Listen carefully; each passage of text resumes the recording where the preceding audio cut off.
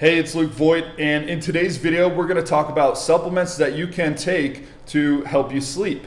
And this is part 2 of a small video series we're doing here on the supplements that I take every day to help me sleep and have been for many years, how I overcame my own personal insomnia tragedy and now sleep like a baby, sleep like the dead every night. So I'm hoping that these videos can help you do the same. So if you haven't already, subscribe so you get the next one and enjoy this video. Now, in case this is the first video of mine that you're watching, I want to let you know that I am not going deep into the science. This is all about the practical tips, just the action steps that I take, that I recommend you take if you want to get these results, which in this video is going to be deeper sleep and a more restful, restorative, regenerative sleep that you can wake up feeling more refreshed in the morning. All right, so back when I was struggling with really insane insomnia, like I was sleeping 30 minutes a night, 2 hours a night max for months on end. I was going to sleep studies, getting analyzed, trying to figure out what the heck was wrong with my brain.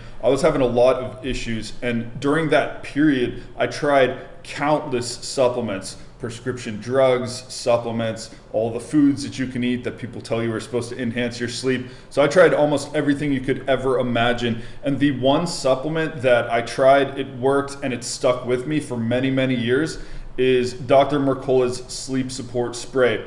Now, I'm not doing affiliate links, I'm not affiliated with him. This is just what I take. Now, inside of this, it has GABA, L-theanine, L-tryptophan, 5-HTP, and melatonin. Give you a brief overview of these. So GABA is a neurotransmitter that reduces mental and physical stress, eases anxiousness, creates a calmness of mood, and induces sleep. A Harvard Medical School study published in the journal Sleep found that people with chronic sleep problems had 30% lower levels of GABA than normal. Me personally, I've taken many neurotransmitter tests. GABA is always low, except for when I'm supplementing it. Now, studies are inconclusive if it crosses the blood-brain barrier like Phenibut does. If you watched the last video on Phenibut, you realize that Phenibut is a form of GABA, or it acts like GABA. It crosses the blood-brain barrier, so you actually get the effects in your brain of calming everything down. Now, L-theanine can positively impact the key neurotransmitters involved with stress, sleep, mood, focus, and memory. And both L-theanine and pharma-GABA, which is a form of GABA, it's pretty much the most advanced delivery system of GABA that has been used in a lot of studies lately. It's significantly increased alpha wave production compared to water. Now, the research shows that L-theanine can increase alpha waves in the brain, which, if you're not familiar, they're associated with a calm alertness or a calm presence, more accurately. And when people took L-theanine, alpha waves increased, and they did with GABA as well. They actually increased more with GABA, and when people combined GABA with L-theanine, it helped them fall asleep quicker and stay asleep longer. Now, next up in the blend is the trio of neurotransmitter support, where he's giving you L-tryptophan, 5-HTP, and melatonin. And the reason why he's done this is because each of these compounds, one's an amino acid, one's a neurotransmitter, one's a hormone. These each play a role in your brain's chemistry in allowing you to get to sleep and stay asleep. We won't dive too deep into it here, but L-tryptophan is an amino acid that gets converted into 5-HTP, which is used to make serotonin and melatonin. And research has found that anxiety, tension, and feelings of nervousness are higher in people with low tryptophan levels. Again, I've been measured for that in the past, and I've supplemented with it, and it helps. Now, 5-HTP is the next stage in this cycle. It's a neurotransmitter, helps increase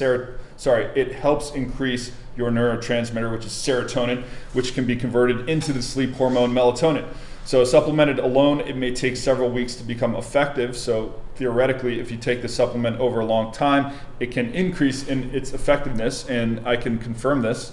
And melatonin, which is going to be the final of the three, this is going to be your hormone. Now, melatonin, we all know it helps with sleep, but I've included a link here in this mind map, which you can download in the description of this video, some warnings about melatonin.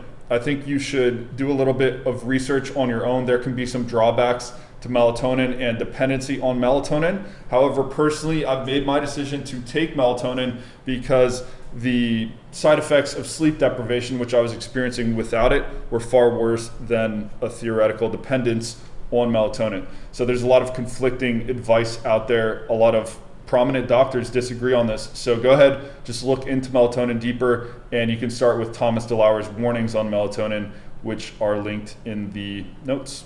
In summary though, this is what it looks like. This is what I take every single night, have been for years. Occasionally I'll go on breaks. I go on breaks from everything occasionally, but you just take a couple pumps under your tongue. Not gonna do it right now, it's the morning, but it knocks me out. So if you're wondering if this melatonin supplement's actually going to make you sleepy, it has taken me, which I've been completely wired and just impossible to fall asleep, and it's taken me and knocked me the heck out. So this is one, I combine it with Phenibut from the last video. This has been like my 2 daily drivers to get me to sleep, and those are the most impactful things that I take. Next up is an absolute game changer, which is getting the right magnesium into your body.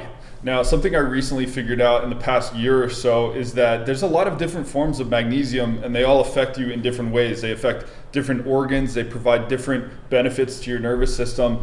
And the way that I'm taking magnesium these days is I'm taking 2 different brands of supplements. One is called Magnesium Breakthrough from my friend's company, Biohacking, and they have 7 different forms of magnesium inside of there, which I'm gonna expand this tree in a moment and you'll see them all. I'm not gonna read through them, you can read through those in the notes, but there's 7 different forms of magnesium inside of that supplement, and the only one that they don't have in there is magnesium L-threonate, so I go ahead and supplement that on the side. You might be coming into magnesium for muscle relaxation, for example, and the type of magnesium you're taking is not suited for muscle relaxation. You might be coming in for sleep, but the type of magnesium you're trying to take for sleep isn't actually helping you sleep. So you want to make sure you have all the bases covered, and you'll see in this breakdown, if you download these notes in the description, you'll see what each of them do. But as a minimum, I recommend that you get a hold of Magnesium Breakthrough and Magnesium L-threonate, which is going to be from, you can get it from Nootropics Depot. That's where I get it these days. It's called Magteen. I'm including a link there. But there's some notes on this. So if you're looking for the best magnesium to help you sleep, that is the dream combo right there. As for dosing, I recommend you take as much as you can without having stomach distress. I've got a sensitive gut, got a past with some gut issues that I've healed from and I'm still in the process of healing from. So I keep it light. I just do 1 cap of Magnesium Breakthrough and 1 cap of Magteen, the Magnesium L-threonate. But if you see on Magnesium Breakthrough's website, they've got a protocol that'll help you increase your dosage without upsetting your stomach. So I recommend you follow that and just basically find out your limit and go from there. Next, you've probably been confronted with at least 8 million CBD advertisements this morning. And there's a reason why. It really works. With CBD, you have to have high quality and proper dosed CBD in order for it to work, effectively to help you sleep. Now, in order to get proper dosage, you have to have a high quality supplement that is potent and also honest about their milligrams. So I recommend 2 different brands. The one I'm currently taking is going to be Dr. Mercola's Organic Hemp Oil. Looks like this. And what's so special about this one is, 1, I trust the quality of the CBD. Dr. Mercola's products are great. I get a lot of results with every product I've taken from him. Again, no affiliation, no affiliate links, not making money off of that. What he does is he combines hemp with black cumin seed oil. And black cumin seed oil has excellent anti-inflammatory properties, lowers cholesterol, and promotes skin health. There's even some cancer claims out there, although I'll tread lightly with that. Black cumin seed oil is amazing for a lot of different things. So I'll link to his product there. And you can go check out, he's got an amazing sales letter that'll convince you that it's the next God molecule, but there's a reason, it's actually very good stuff. So that's what I'm currently taking. Now, if you do not feel it, if you do not get the relaxation off of that, I recommend your break in the glass emergency situation formula here is going to be High Country Labs. It is the most potent CBD on the market. It will knock you the heck out. It is really, really strong. And I recommend you go for their full spectrum, and it's just incredibly powerful. So if you've tried CBD and you didn't feel it in the past, go for High Country Labs. It is the best you can buy. Next up, we've got red light, blue light, which if you don't look at light as a supplement already, you definitely should if you want to be a true biohacker and take control of your sleep. There's a lot of science on red light and lowering your blue light exposure in the evening, helping to promote sleep, and exposure to blue light in the evening screwing up your sleep. So I'll let you dive a little deeper on that. In terms of practical advice, there's a device called the Juve, which is basically just a big panel of red light. You can flip it on when the sun turns down or a little before the sun goes down. You can flip this on and just use it in the evening. Although when it's about an hour or so before bed, ideally you turn off all lights, period. But if you need to use lights around the house when the sun's down, use that red light. Anecdotally speaking, it's not just the fact that we're avoiding the blue lights in the evening. There's something about that red light which triggers you getting sleepy. And I'm sure there's studies on it, but I like to look at the primal example. You know, it kind of reminds us of lighting up that fire. Maybe our ancestors in the past, you know, there's something ingrained in our biology there. When we see that dark red light or that amber light, it reminds us of fire. It just makes us sleepy, feel safe, and you want to go to sleep. If you don't have access to one of those devices, they're a little bit pricey.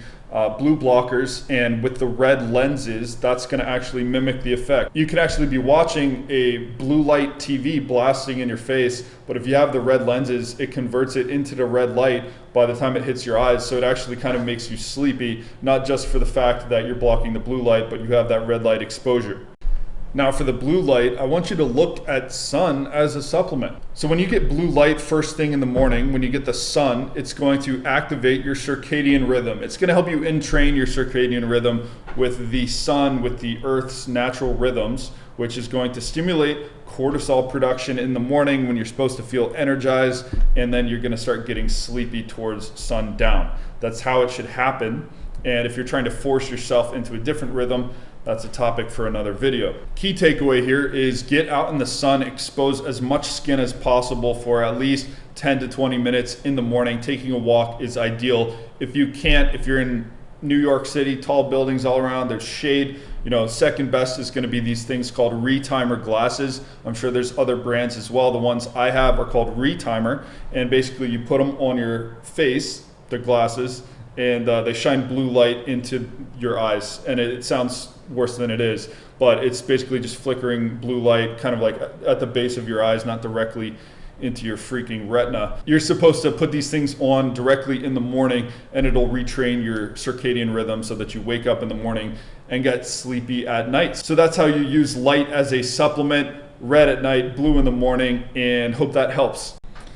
Now last up, this video wouldn't be complete without a shameless plug for our lion's mane mushroom extracts. Lion's mane mushroom extracts help you with REM sleep. So if you're struggling to get your proper sleep cycles, lion's mane can be a great addition, and it's worth trying out. So it's a natural solution. It's not going to be as powerful as things like Phenibut or some of these other heavier sleep drugs. I'll be honest, it's not going to hit you like that, but it's something I include personally every single night so that I can do everything I can to help enhance my sleep cycles. And there's a lot of other health benefits as well, with improved mental clarity and unlocking, you know, eliminating brain fog and things like that. So highly recommend you try out our lion's mane mushroom extracts. They're over on lionsmaneextracts.com if you want to get one for yourself. And that's about it for today's video. So thanks for watching, and we'll talk soon.